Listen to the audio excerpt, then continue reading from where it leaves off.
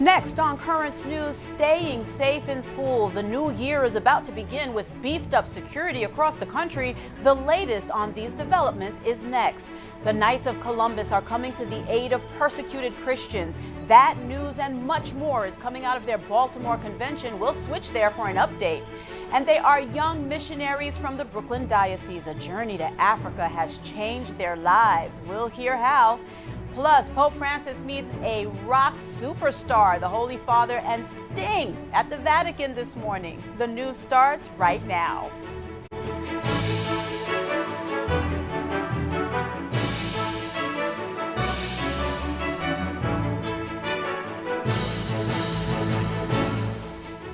Good evening, everyone. I'm Liz Faublas. Staying safe in school, a prime concern across America as classrooms get ready for the new year. The focus is especially sharp in Florida after that deadly Parkland mass shooting that stunned the nation. Camila Bernal reports on the latest developments.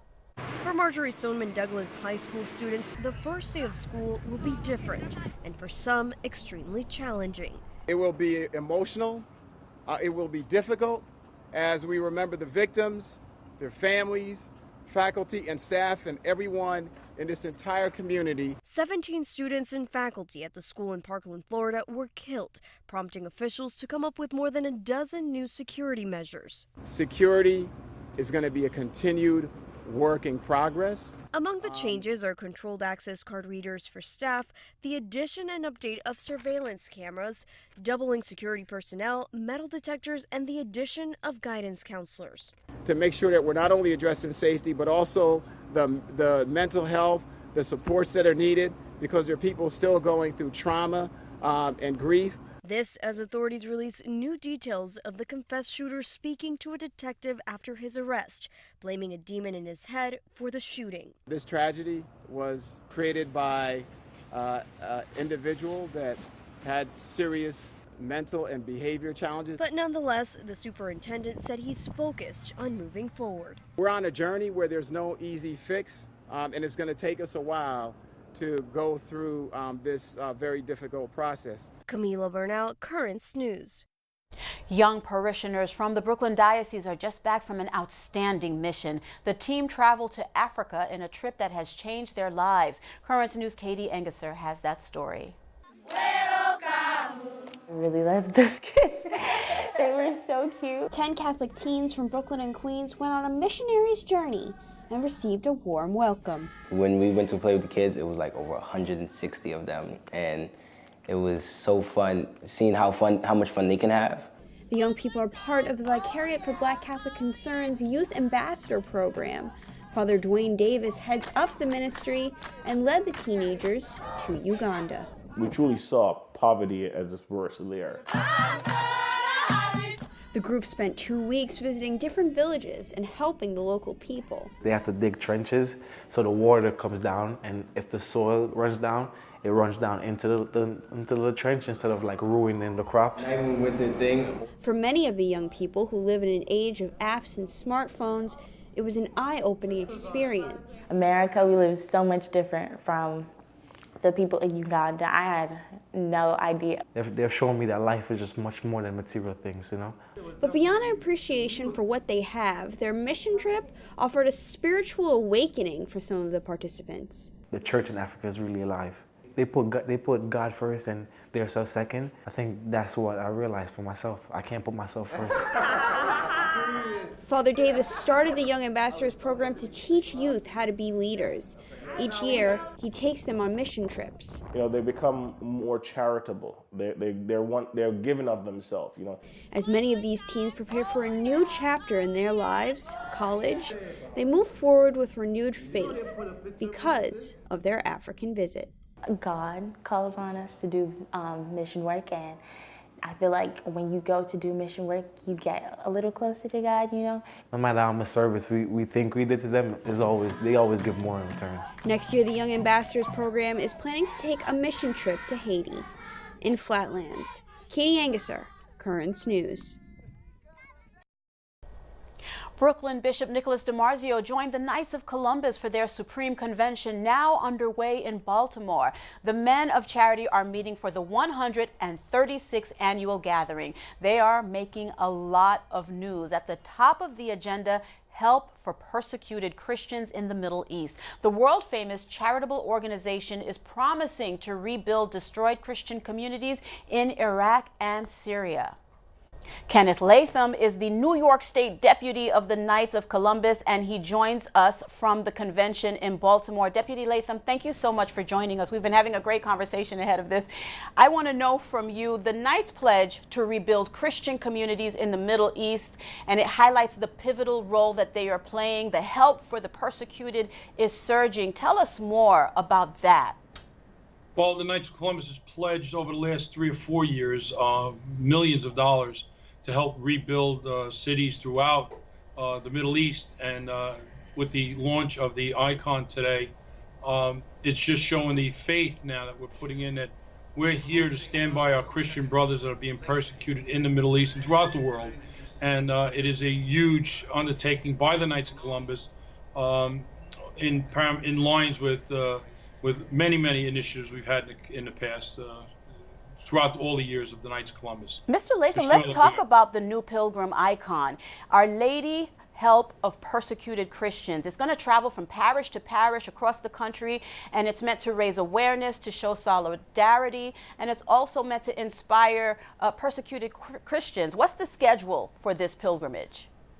We are going to probably get the icons in New York sometime at the end of August. My hope is that it will be spread out throughout the 8 dioceses of New York State. We will have about 12 or 13 of them traveling throughout the state. My chairman, my director, Lou Pepe, will be getting them out throughout the state of New York. And our hope is to have hundreds and hundreds of councils partaking in this program and to highlight the plight of the persecuted Christians, our brothers. Why is this icon so important, Deputy Latham? What's that message about? Well, we heard last night at our dinner that the Christians in the Middle East are near extinction, and we cannot allow it. That's basically where the birth of our faith is from the Middle East, and for them to become extinct would be a sin and a crime. It's on the verge of a Holocaust. The Knights are dedicated, Deputy Latham, to promoting the culture of life, a pro-life society, thankfully. What's the latest in the Knights' efforts to save the lives of unborn children? Well, it was announced yesterday at our session by our Supreme Knight, Carl Anderson, that we are now up to 950 ultrasound machines throughout the United States and Canada. And our goal is that by the end of next year, we will have saved over 1 million lives through the ultrasound initiative. That's wonderful progress. That's such wonderful progress. And again, wonderful progress here. Membership in the Knights is growing. How does someone become a Knight? Well, there's many different ways. One, they can just ask any brother Knight to join the Knights of Columbus, but the most exciting thing we got going on right now is our new online membership initiative.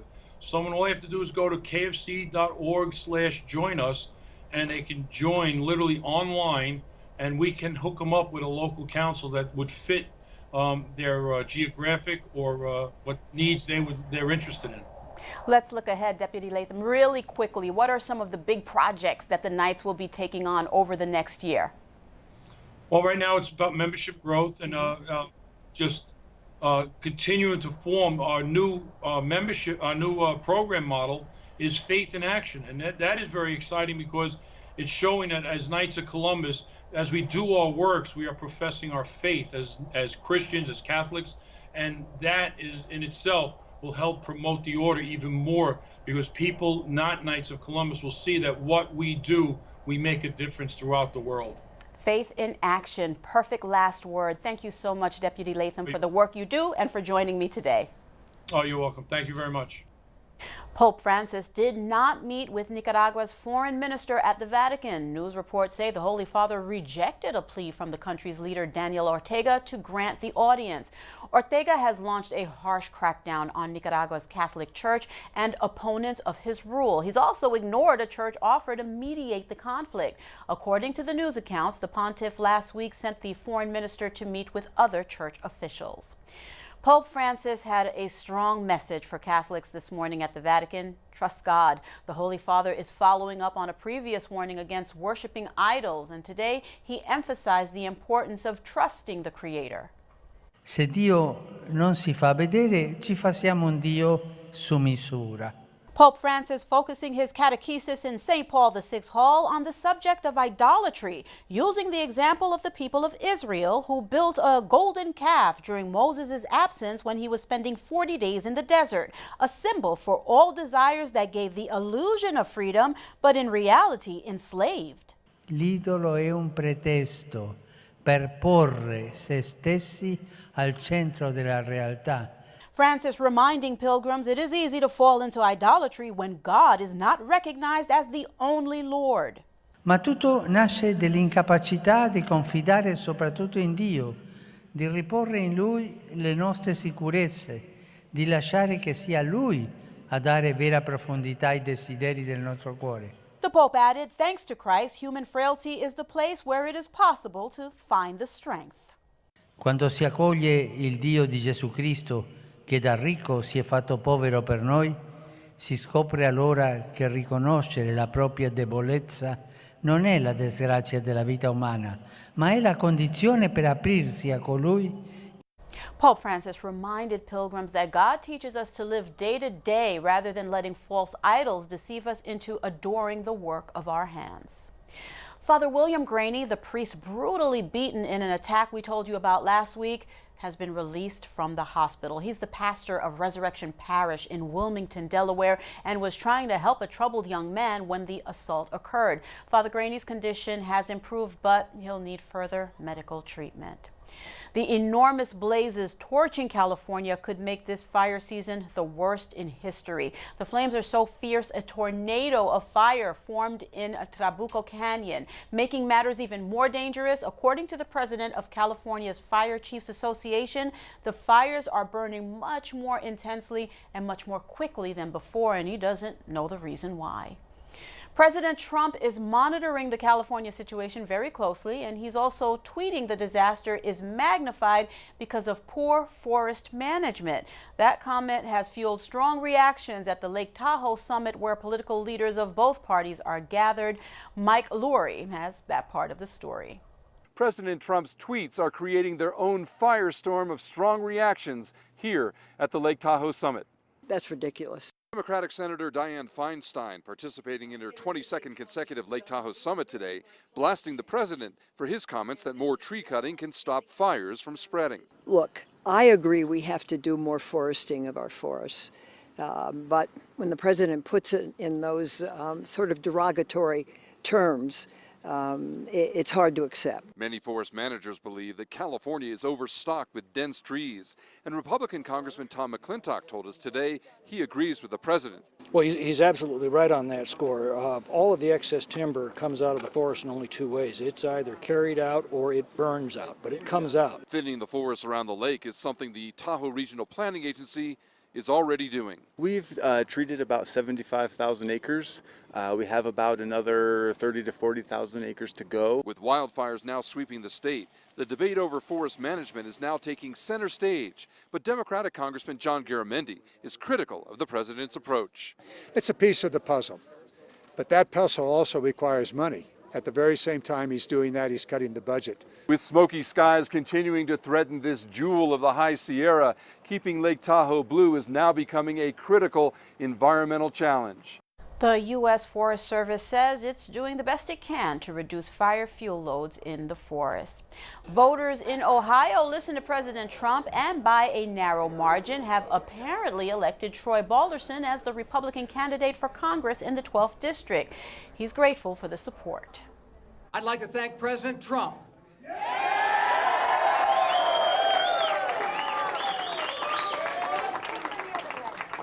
Mr. President, coming to town, I'd also like to take the time to thank Vice President Pence for coming in next week. The race is not yet official. Balderson holds a nearly 1% lead over his Democrat opponent, with 100% of the precincts reporting. New York Congressman Chris Collins is under indictment tonight. The Republican is charged with insider stock trading. He's accused of tipping off his son and others to sell before a drug company's failed tests became public. Collins represents the Buffalo area. There's a lot more news headed your way. Venezuela's Nicolás Maduro says he's uncovered proof of the assassination plot against him. Americans voice their opinion about the news media as President Trump and reporters clash.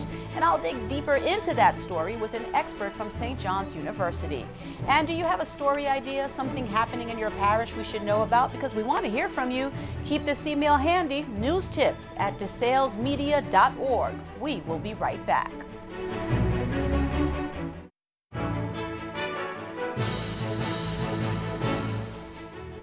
La cachucha. Venezuelan President Nicolás Maduro says he has evidence that Colombian President Juan Manuel Santos tried to assassinate him. Colombia called the claim absurd and said it's customary for Maduro to blame Colombia. Drones armed with explosives flew toward Maduro as he spoke at a military event on Sunday. The people behind the attack have been identified and 2 drone pilots have been arrested. As a war of words escalates between President Trump and reporters covering the White House, a new poll tonight takes a reading of American opinion about the media. 2 key results here. An overwhelming margin, 85%, believe freedom of the press is essential for American democracy, but more than a quarter of the people, 26%, would support giving the president the authority to close news outlets engaged in bad behavior. Now, while the new findings show strong support for freedom of the press, the reputation of the American news media today is controversial. Michael Rizzo is an expert on mass communications at St. John's University. He's also director of the journalism program there, and he joins us now. Mike, thank you so much for being with us. Let's try to put this all into context. Some journalists, especially those in the White House press corps, would say that they're under siege. President Trump argues there's too much fake news in print and on the air, but how should the rest of us handle these clashes? Well, I think we need to remember what you just mentioned at the beginning of your introduction. Freedom of the press. It's protected in the Constitution. I don't think the news media is the enemy of the people. I also think there are some reporters out there that are maybe not following some of the good tenets of good journalism, some of the fundamentals. But I think people need to remember the press is especially protected in our country because the founders wanted watchdogs over our government, over our leaders. So there wasn't another opportunity for a despot to come in and take over like the king had done. So I think if people remember that, they understand that there might be friction between the parties of the media and the politicians, but I think they should then look at it like this is what each has a job to do. Present their side, also present the facts. Now, the Catholic news media is so important because they're reporting stories that you won't find anywhere else. How do we ensure that the trust remains with our audience and that it remains strong? Well, I actually, there's the Vincentian Journal of Social Action. And what I did in the most recent issue was a paper comparing and relating Catholic social teaching to good ethics for journalists. And Catholic social teaching reminds us that we're all connected. We all have dignity as human beings, and we should look out for each other in our business, in our work, in our lives. And I said journalists should do the same thing. They should follow good ethics of remembering to seek the truth and report it, to think about the dignity of the person that they're reporting on, to minimize harm on the people they're reporting on, to be fair, to be balanced, to be unbiased in their reporting, look for other perspectives that give a fuller picture to any story that they're covering. So I think that in the Catholic media can be done by looking at stories where they reveal more of the facts, of the intricacies of any story than just a headline or an attention-grabbing way to present something. I'm interested to hear what the millennials think. What are your students telling you about the press, secular or Catholic or otherwise? They pay attention to the news. They're interested in what's going on in our world. They're concerned in some regards, and they want to know what's happening with other things, not just politically related, entertainment, sports. So they follow the news. What I encourage them to do is to get a little deeper, and I think that's what this generation is not doing right now. They're looking at things superficially. They're getting it through social media, which gives not a lot of details, but maybe headlines and some facts. And I encourage them to look at different sources where they can see how the reporters in those different news organizations cover a story and might provide a fuller picture. So they're interested, but like with anything else, they need to practice a little more to be good news consumers, so ultimately they can be good news providers. They can be good journalists that tell the story. Really quickly, Mike, and I want to bring this full circle and add balance to this. This is not the first time there's been this heavy-handed assault on the press, right? It's rooted in historical value. Take us around this particular clash. How do we break through that? Well, again, politicians and the media have clashed in the past. There have been other administrations dating back to the 19th century that have clashed with the media. So that's nothing new. What I think we need to remember is that it is good to know about what's going on. It is all right to ask a question if that's what your job is, and the politicians should know that the job of the media is to ask questions. Transparency counts for a lot in our politics, and it should count for a lot in media too.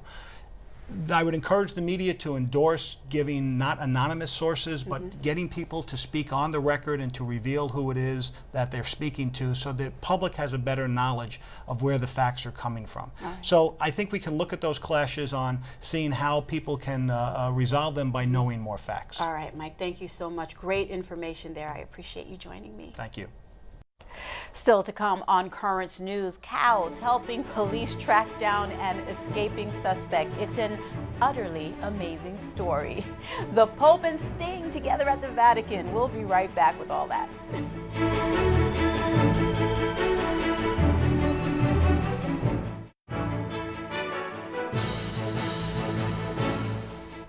Pope Francis, admired by many, has often been called a rock star, and it is not uncommon for the Holy Father to be seen in the company of high-profile entertainers who, by virtue of successful music careers, earn the same title.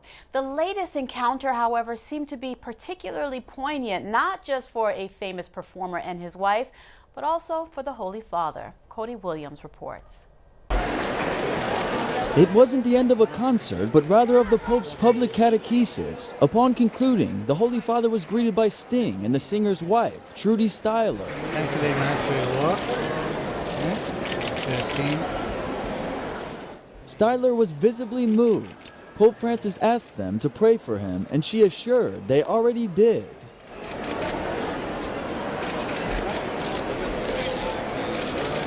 Pray for me, don't forget. We pray for you all the time. We love you. When the Pope thanked Sting for his work, he was probably referring to the singer's contribution to the Giudizio Universale spectacle, which is shown mere feet from the Vatican and allows pilgrims to explore the history of the Sistine Chapel and Bible. At the Vatican, Cody Williams, Currents News. Holy cow. Yes, that pun is intended. Let me set this up for you. Sanford, Florida. A woman was riding in a stolen SUV being pursued by officers. That is until the vehicle crashed near a pasture. So what does she do? She starts running through the pasture where she's chased down and literally blocked in by bovine. If you see the large group of cows, they're literally following her and chasing her. You literally cannot make this stuff up. The herd of cattle chases the suspect right to a fence where authorities were waiting on the other side to make a miraculous arrest. I'm sorry, I could not resist that. That is Currents News. Thank you so much for joining us. I'm Liz Faublas. Please forgive me. Set your DVR to record this program so that you never miss it, because we are putting your faith in the news. I hope to see you again next time.